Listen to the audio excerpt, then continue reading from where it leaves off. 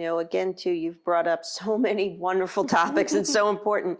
The aspect of shame. Yeah. So many people feel this because they feel they're the only ones suffering in this particular way. Yeah. And especially when we throw in things like having obsessive compulsive behaviors or thoughts that are strange to oneself or such, and just, not being able to comfortably even move into a crowd. They feel such shame about having this excessive anxiety. And I think, what you are hitting upon also here is number one, group therapy, just walking into a therapist's Zoom room and meeting someone and starting to lay it out. Takes so much courage. Yeah. And it's the beginning of knocking down the shame. And then whether you do it in group or what, and then you go out and you start doing these exposures, every step is empowering. You don't have to get it perfect. It doesn't have to go well. And in fact, therapists like me like it not to go well because, life is messy. We're messy.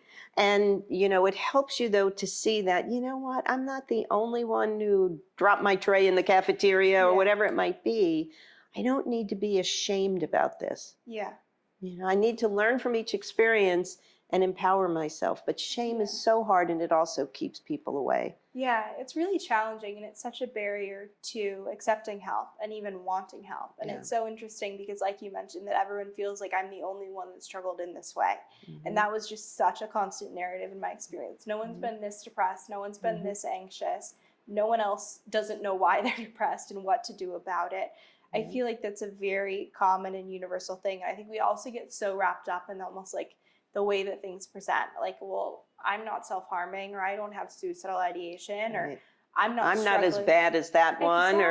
Exactly. And so there's all these like little things that differentiate the experiences, but those emotions like shame and the thoughts that you're not good enough, or that people are going to reject you, or that you're not lovable, whatever those thoughts are really relatable, and a lot of people are experiencing them. And yet it's almost like by design that it's so challenging to know that, because you're the only one that is having your thoughts, and you're the only one that's able to experience your emotions. And so the anecdote really is that vulnerability of first for yourself being able to say, this is the thought I'm having, and I'm not going to try and think about something else and distract myself, but like, I'm going to sit with this thought or this fear or this belief. And then also being able to voice that to someone else, because even just saying it out loud takes away so much of that shame and anxiety. That's right. And then you work through it and be like, well, I'm actually not unlovable. That's just not how life works. And then you're able to really overcome that belief. But it's first just being able to actually sit with it yourself and then say it to someone else.